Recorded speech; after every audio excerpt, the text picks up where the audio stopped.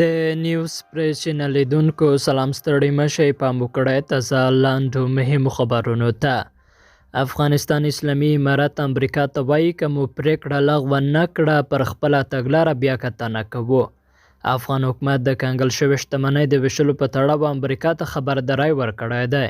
د افغانستان اسلامي امارت په یوه خپره کړې اعلامیه کې ویلي چې دا د افغانستان د خلکو شتمني ده او امریکا پکې د تصرف او په خپل سر د ویشلو حق نه لري.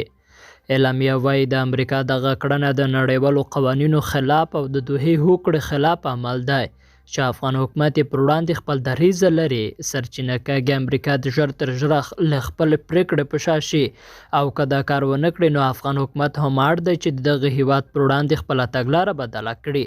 امریکا په وروستیو کې د نړیوالو قوانینو پر خلاف هڅه کوي د افغانانو شتمني چې په امریکا کې په امریکایي بانکونو کې ده پر امریکایي او افغانانو په مسویانه توګه وویشي، خو د پرېکړې له ځان سره توند غبرګونونه پارولی دي.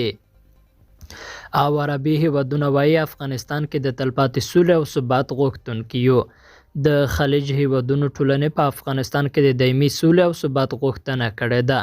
د بهرنیو چارو د سرپرست وزیر امیر خان متقي په مشرۍ پلاوي د خلیج هیوادونو د ټولنې له استازو سره کتلې دي. په دې لیدنه کې پر دوه اړخیزو اړیکو بشردوستانه مرستې خبرې شوې دي. عربي هیوادونو ټینګار کړی چې دوی له افغانستان سره بشردوستانه مرستو ته ادامه ورکوي او هڅه کوي په دغه هیواد کې د ناورین د پراختیا مخه ونیسي.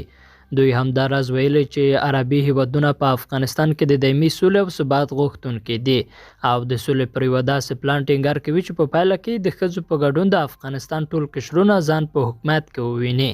دوی د ښځینه‌و پر زده کړو او کار هم ټینګار کړی دی. افغان حکومت بیا ویلي چې لیدنه ګټوره وه او افغانستان ته لاسته راوړنې لري. لیدونکو له ملتیا مننه، ښاد اوسئ.